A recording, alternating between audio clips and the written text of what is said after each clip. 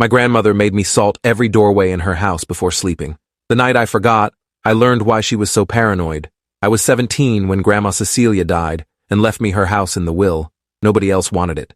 My parents called it that creepy old place where Mom did her weird rituals, and my older brother Derek said he'd rather live in his car than spend one night under that roof. But I'd always loved visiting Grandma, loved the way she'd bake me cookies and tell me stories about the old country, even if some of those stories gave me nightmares. So when the lawyer read the will and everyone else declined, I said yes without hesitation. The house was mine, along with one very specific condition written in Grandma's shaky handwriting at the bottom of the document. Julian must continue the salt ritual every night without fail. Every doorway, every window, never forget, never question why. My parents had laughed nervously at that part.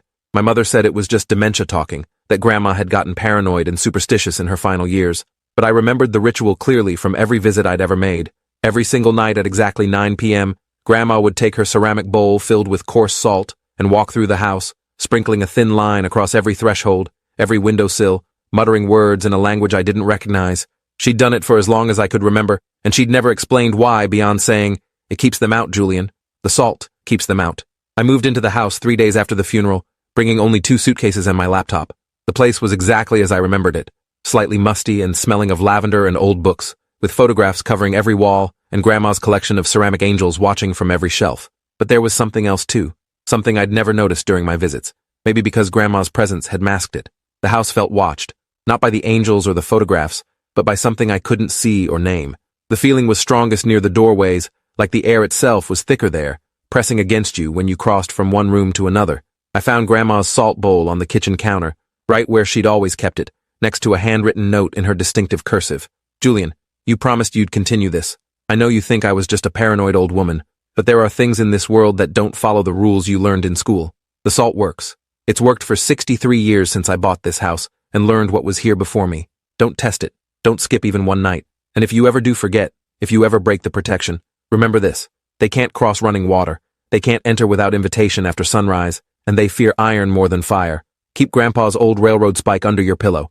You'll need it." The note was dated 2 weeks before she died. Like, she'd known her time was running out and wanted to make sure I had instructions. That first night, I followed the ritual exactly as I'd watched Grandma do it countless times. At 9 p.m., I took the bowl of salt and walked through the house, starting at the front door and moving clockwise through every room. I sprinkled salt across the threshold of the front door, the back door, the basement door, the bathroom door, bedroom doors, even the closets. Then I moved to the windows, every single one, creating unbroken lines of white crystals on the sills. The whole process took about 20 minutes, and when I finished, I felt ridiculous. Here I was, a high school senior who'd taken AP physics and was planning to study engineering in college, performing what was essentially a superstition ritual, because a note from my dead grandmother told me to. But I'd promised, and something about the way the house felt after the salt was in place, something about how the watched feeling diminished slightly, made me want to keep that promise. The first week went smoothly. I established a routine of school during the day, homework in the evening, and the salt ritual at 9 p.m. sharp. My friends thought it was weird when I refused to hang out past 8:30, but I made excuses about early mornings and strict house rules I was supposed to follow. Nobody questioned it too much because everyone knew my family was a bit odd, and inheriting your grandmother's house at 17 was unusual enough on its own. It was on the 8th night that I first heard them. I'd just finished the salt ritual and was settling into bed with my physics textbook when I heard scratching at the front door.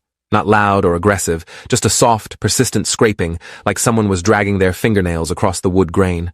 I froze, listening intently, telling myself it was probably a branch from the old oak tree in the yard. But the scratching continued for almost 10 minutes, moving slowly from the bottom of the door to the top, then back down again. When it finally stopped, I heard breathing on the other side of the door.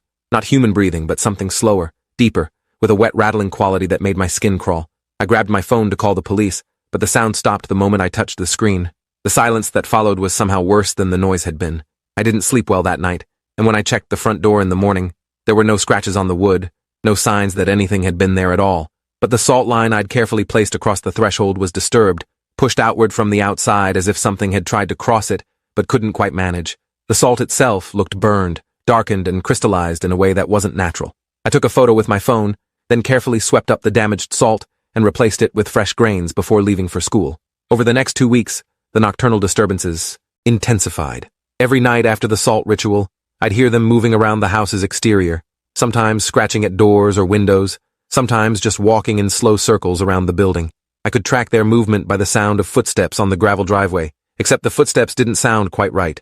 They were too heavy, too too deliberate, and sometimes there seemed to be more than 2 feet making the sounds. On the 14th night, I worked up the courage to look out a window when I heard something pressed against the glass. What I saw made me stumble backward and nearly drop Grandma's iron railroad spike that I'd started carrying everywhere after dark. There was a face at the window, but calling it a face was generous. It had the basic structure of human features: eyes, nose, mouth, but everything was slightly wrong. The proportions were off, the eyes too large and set too far apart, the mouth too wide and filled with too many teeth. The skin, if you could call it that, was a sickly gray color and seemed to writhe slightly in the moonlight, like it wasn't quite solid. The thing was smiling at me, and when it saw me looking back, its smile widened impossibly further, splitting its face nearly in half. Then it pressed one hand against the glass, and I saw that it had too many fingers, long and spider-like, each one ending in a black nail that scratched against the window with that same sound I'd been hearing every night. I don't remember moving, but suddenly I was in my bedroom with the door locked, sitting on my bed and gripping the iron spike so hard my knuckles were white. I stayed there until sunrise, listening to the things, plural now, moving around outside. There were at least 3 of them based on the different sounds and locations. When morning came and light started filtering through my curtains, the noises stopped abruptly, like someone had flipped a switch. I checked every window and door that morning before leaving for school, and every salt line was intact but disturbed, pushed at from the outside but not crossed. Whatever these things were, they couldn't get past the salt. Grandma's ritual was actually protecting me from something real, something that had probably been trying to get into this house for decades. The thought of what might have happened to Grandma if she'd ever forgotten her nightly ritual made me feel sick. That day at school, I spent my lunch period in the library researching salt protection rituals and supernatural entities. Most of what I found was folklore and superstition. Stories about demons and spirits that couldn't cross barriers of salt because it was a pure crystal, blessed by the earth, naturally preserving. But one obscure forum post caught my attention, written by someone who claimed to be a paranormal researcher. They described entities called the threshold dwellers, beings that existed in the spaces between places, that fed on the transition from one state to another. According to this researcher, threshold dwellers were attracted to houses built on certain types of land, places where multiple property lines converged, or where old structures had been torn down and new ones built on the same foundation. The entities couldn't exist fully in our world, or fully in wherever they came from. They lived in doorways and windows, in the transition spaces, and they wanted desperately to cross over completely. But they needed an invitation, a breaking of protective barriers, a moment of vulnerability when the house was unsealed. The researcher claimed that salt worked because it was a substance without transition, a stable crystal that disrupted the threshold space the entities needed to cross. The post ended with a warning written in all caps that I now knew was deadly serious. If you ever forget to seal your home, if the salt line is ever broken, you have until sunrise to either restore it or leave permanently. They will not wait, they will not forgive, and they will not stop trying to finish what they started. I screenshot that post and several others, then spent the rest of my lunch looking up the history of Grandma's house. What I found made my blood run cold. The property had changed hands 11 times in the 80 years before Grandma bought it in 1960, and 7 of those ownership transfers were due to the death of the previous owner. Not just death, but unexplained death, violent death. Death that happened inside the house under circumstances that were never fully explained in the old newspaper articles I found in the library's archived records. The pattern was clear once you knew to look for it. Someone would buy the house, live there for a few months or years, and then one morning they'd be found dead in their bedroom, faces frozen in expressions of absolute terror, bodies showing no signs of violence but appearing somehow desiccated, like something had drained them from the inside out. The last death before Grandma bought the place was in 1959. A school teacher named Margaret Holloway, who'd lived alone and was found by a concerned neighbor after she didn't show up for work. The neighbor's statement to police mentioned that all the doors and windows had been open when they arrived, which they found strange because it had been winter and Margaret was known to be very conscious about heating bills. I thought about Grandma living in this house for 63 years, performing her salt ritual every single night without fail, protecting herself from entities that had killed at least 7 people before her, and now that responsibility had fallen to me. The weight of it was terrifying, but I was more determined than ever to maintain the protection, to not become the 8th victim of whatever was trying to get inside. That night, I performed the salt ritual with renewed focus, making absolutely sure every line was unbroken, every threshold perfectly sealed. I added extra salt to the window where I'd seen that face, and I placed Grandpa's iron railroad spike on my nightstand instead of under my pillow so I could grab it faster if needed. The scratching and walking sounds came again after dark, but I ignored them, focusing on my homework and trying to convince myself that as long as I followed Grandma's rules, I'd be safe. Days turned into weeks, and I fell into a rhythm. School, homework, salt ritual, sleep interrupted by nocturnal visitors that couldn't cross my protective barriers. My grades started slipping because I wasn't sleeping well, and my friends stopped inviting me to things because I was never available. But I was alive and unharmed, which was more than Margaret Holloway or any of the other previous owners could say. Then came the night I forgot. It was a Friday in late October, about 6 weeks after I'd moved in. I'd stayed late after school for a study group, working on a group project that was due Monday, and I didn't get home until almost 10 p.m. I was exhausted and distracted, thinking about the project and how much work we still had to do. I made dinner, ate while watching videos on my laptop, and fell asleep on the couch around 11:30 p.m. without ever thinking about the salt ritual. I woke up at 3:33 a.m. to the sound of my front door creaking open. Not violently, not forced, just slowly swinging inward like someone had gently turned the handle. I bolted upright on the couch, my heart already racing, and in that moment of confusion between sleep and waking, I realized with absolute horror what I'd done. I'd forgotten the salt. The doorways were unsealed, the windows were unprotected, and something was coming inside. I could hear it moving through the front hallway, that same two-heavy footstep pattern I'd heard outside so many nights, but now it was inside, in my house, in my space. I grabbed my phone from the coffee table and turned on the flashlight, pointing it toward the hallway. The beam illuminated something standing just beyond the living room entrance, and my mind struggled to process what I was seeing. It was roughly human-shaped but wrong in every proportion. Too tall, maybe 7 feet, with limbs that were too long and seemed to have too many joints. The head was the worst part, though. That same face I'd seen at the window, but worse somehow. More detailed and more horrible up close. Its skin wasn't gray in the light, but a sickly translucent color that let me see the shapes of things moving underneath. Things that weren't organs or bones, but something else entirely. When my flashlight hit it, the thing didn't recoil or shield its two large eyes. Instead, it smiled that impossibly wide smile and took a step closer. I remembered Grandma's note suddenly, the instructions she'd left for exactly this situation. They can't cross running water. The bathroom was just down the hall behind me, and the house had old plumbing that made noise when you turned on the faucets. I ran, not looking back, hearing that thing's footsteps accelerating behind me with a clicking, sound like claws on hardwood. I slammed into the bathroom and immediately turned on both the sink and the bathtub, water rushing from both faucets. The thing appeared in the doorway behind me, reaching one of its two long arms toward me, but when its fingers got close to where water from the sink was splashing onto the floor and running toward the door, it jerked back like it had been burned. The arm retreated, and the thing stood there in the doorway, swaying slightly, that horrible smile never changing. It couldn't enter. The running water was creating a barrier it couldn't cross. I pressed myself against the far wall of the bathroom, next to the tub that was rapidly filling, and stared at the creature that was now trapped just outside the door. We stayed like that for what felt like hours, but was probably only 10 or 15 minutes. The thing didn't leave, just stood there watching me with those two large eyes, occasionally reaching toward the water barrier and pulling back when it got too close. I could hear other sounds now, more footsteps in other parts of the house. There were multiple entities inside, and they were searching. I pulled out my phone with shaking hands, thinking about calling someone, anyone, but who would believe me? Who would come help fight monsters that shouldn't exist? Instead, I did something that probably saved my life. I started Googling emergency salt rituals and banishment procedures on supernatural forums, looking for anything that might help me reclaim my house before sunrise.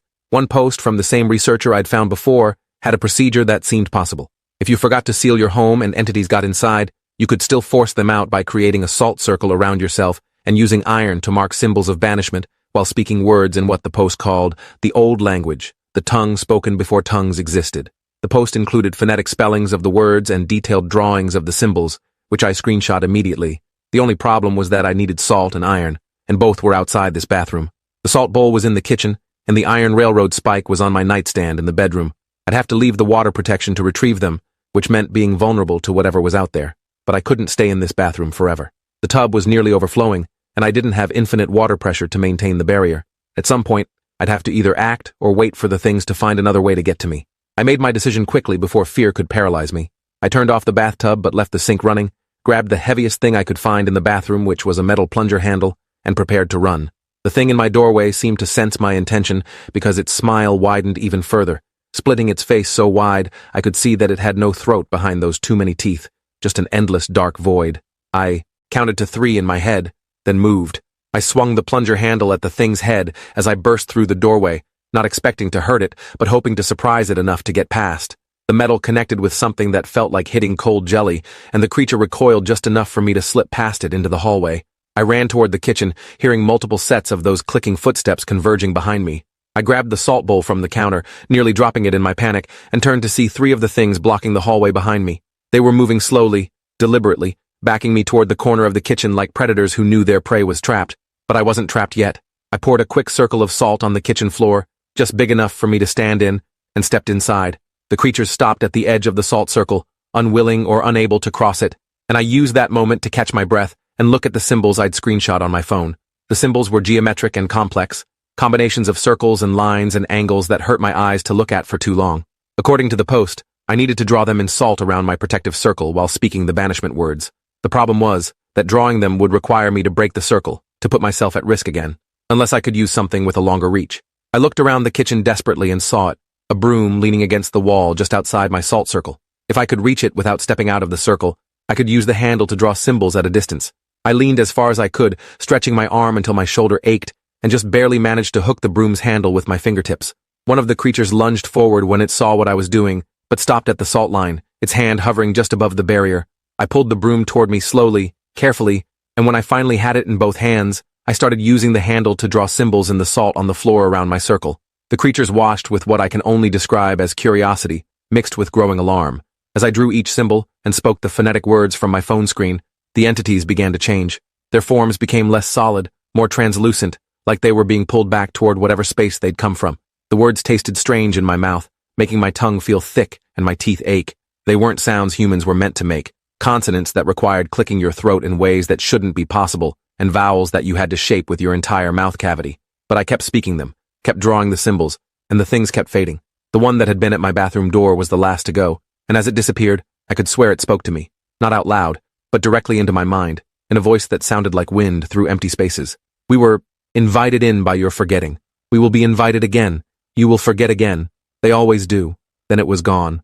All three of them vanished like they'd never been there at all. But the house felt different now, violated in a way that had nothing to do with broken locks or forced entry. Something had crossed my threshold and touched my space, and I knew that feeling would never fully leave. I spent the rest of the night sitting in my salt circle, too terrified to move, too wired to sleep. When sunrise finally came and light began filtering through the kitchen window, I carefully stepped out of the circle and began the process of checking every room. The house was empty of visible entities, but I could see evidence of their presence everywhere. Wet footprints that weren't made by human feet tracked through the hallway and into several rooms. Deep scratches in the walls and floors that definitely hadn't been there before, made by something with claws or very long nails. And most disturbing, all the photographs on the walls now showed figures standing in the backgrounds that I didn't remember being there when the photos were taken. Shadowy shapes barely visible in the corners of images, watching the smiling people in the foreground with those two large eyes. I spent all of Saturday performing an intensive version of Grandma's salt ritual, not just sprinkling lines across thresholds, but pouring thick barriers that would take deliberate effort to cross. I salted every doorway, every window, and even the vents and air ducts. I went to 3 different stores and bought 50 pounds of salt total, using almost all of it to seal the house as thoroughly as possible. Then I went through the basement, which I'd been avoiding since moving in, looking for anything that might help me understand what I was dealing with. That's where I found Grandma's journals. They were stored in an old trunk underneath dusty boxes of Christmas decorations, 40 years worth of leather-bound notebooks documenting her experiences with the threshold dwellers. Each entry was dated and detailed, recording everything from minor disturbances to full manifestation attempts. I spent the rest of Saturday and all of Sunday reading them, learning the history of this house and the entities that had claimed it long before any human structure was built here. According to Grandma's earliest entries from 1960, the land this house stood on had once been part of a much larger property owned by a man named Silas Murdoch in the 1880s. Murdoch had been obsessed with spiritualism and the occult, and he'd conducted rituals and experiments trying to communicate with what he called the spaces between spaces. He'd succeeded too well, opening doorways that shouldn't have been opened and inviting things through that couldn't be easily sent back. When Murdoch disappeared in 1889, his property was divided and sold off, but the doorways he'd opened remained. They stayed dormant most of the time, but every few decades, they'd activate again, and the threshold dwellers would try to cross over fully, drawn by the original invitation Murdoch had extended. Grandma had bought the house not knowing its history, but she'd experienced her first encounter within a week of moving in.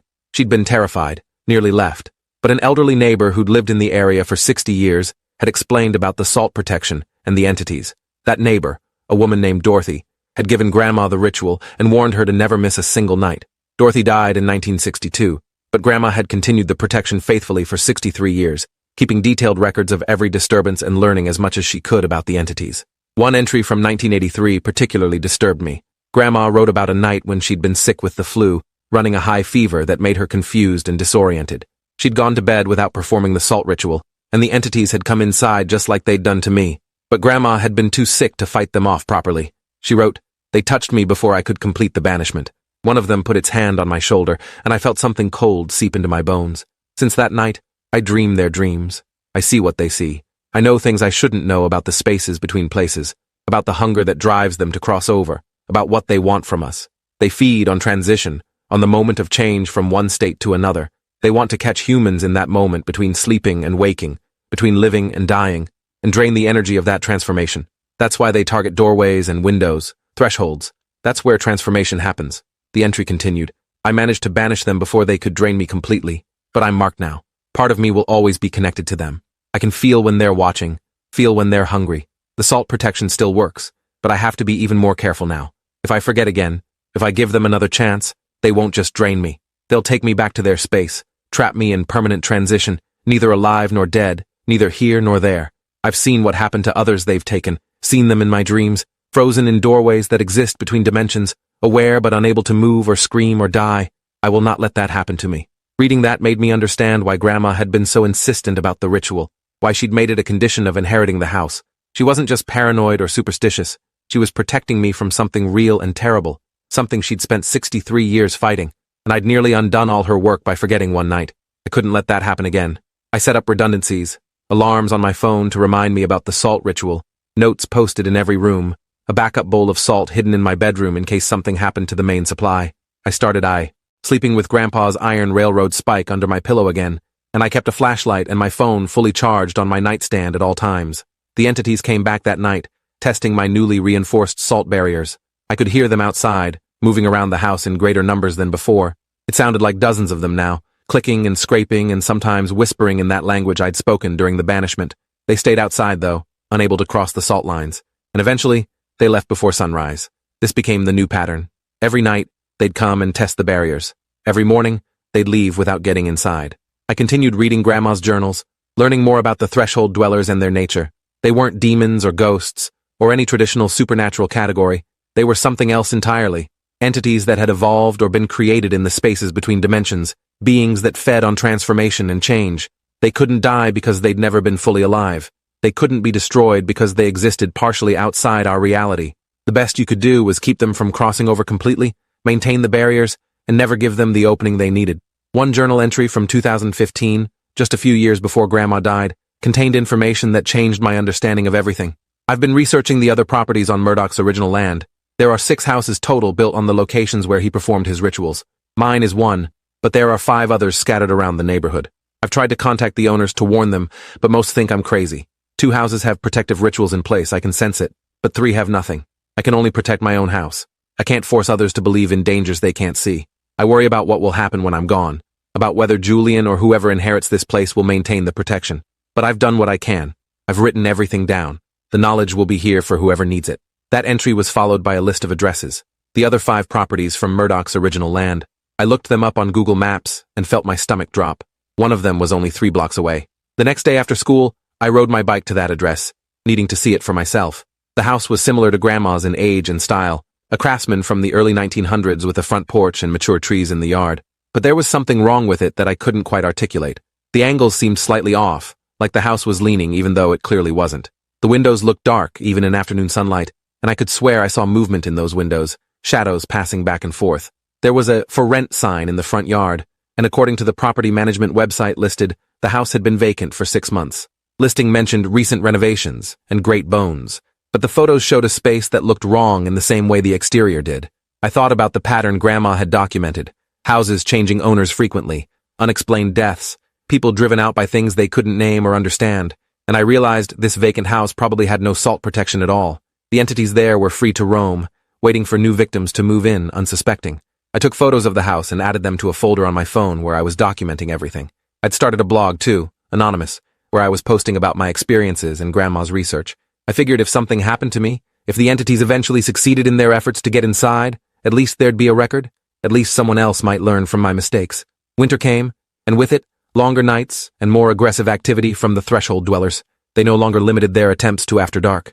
On overcast days when the sun was hidden by thick clouds, I'd sometimes see shadows moving past the windows, testing the barriers even in daylight. The scratching sounds became more insistent, and I started finding strange symbols drawn in the frost on my windows, symbols that matched the ones I'd used for banishment, but reversed, inverted.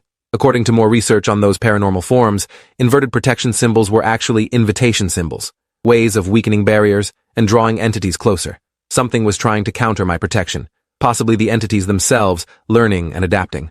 I spent a weekend making iron crosses from old railroad nails I bought at an antique store, following instructions from one of Grandma's journals. I placed these crosses above every doorway and window, adding an extra layer of protection beyond the salt. The iron hurt the entities more than the salt did, according to Grandma's notes. Salt prevented crossing, but iron caused actual pain or damage. The night after I installed the iron crosses, the entity's nightly visit was noticeably shorter and less aggressive. They stayed back from the house, maintaining more distance than before, and I actually got a full night's sleep for the first time in weeks. But the reprieve didn't last. Within a few days, they'd adapted again, finding new ways to press at my defenses without touching the iron directly. I'd wake up to find objects in my house moved, things from one room appearing in another, even though all my doors and windows remained sealed. At first I thought I was going crazy, misremembering where I'd left things, but then I set up my phone to record video overnight, and the footage confirmed my fears. Objects were moving on their own, sliding across floors and shelves, not being carried by anything visible but clearly being manipulated by something. The entities were finding ways to affect my space without physically crossing the threshold, reaching through somehow and exerting force from their side of the barrier. I consulted the forums again and learned about threshold bleeding, a phenomenon where the barrier between dimensions became thin enough that entities could exert limited influence without fully crossing. The solution was to reinforce not just the physical thresholds, but the conceptual ones, using symbols and rituals that strengthened the boundary itself. I spent an entire weekend performing a house blessing ritual I found in one of Grandma's later journals, burning sage in every room, speaking words of binding and protection, visualizing walls of light surrounding the property. It felt ridiculous doing it, my rational engineering-focused brain rebelling against what seemed like pure superstition. But I couldn't deny the results. After the blessing, the object movement stopped. The entity's nightly visits became less frequent and less aggressive, and I started sleeping better. The watched feeling that had been constant since moving in finally diminishing to a background awareness instead of a pressing dread. I made it through that winter and into spring without any major incidents. The salt ritual became as automatic as brushing my teeth, something I did without thinking about it consciously. I graduated high school and decided to attend the local community college instead of going away to university. I couldn't leave the house unprotected, couldn't let it sit empty and vulnerable. Grandma had protected this threshold for 63 years. Now it was my responsibility to continue that protection for however long I lived here. Some might call that being trapped, stuck maintaining a ritual against monsters that most people didn't even believe existed. But I called it keeping a promise to someone I loved and preventing those entities from claiming another victim. Because I knew what would happen if the salt protection ever failed permanently. I'd seen it in Grandma's dreams, recorded in her journals, the fate of those who were taken, and I would do everything in my power to keep that from happening to anyone else. The threshold dwellers are still out there, still waiting, still hungry, but as long as I keep salting those doorways every night, they can't touch me, and maybe that's enough. Appreciate you watching this far. If you enjoyed it, drop a like, leave a comment, and subscribe so you won't miss the next story.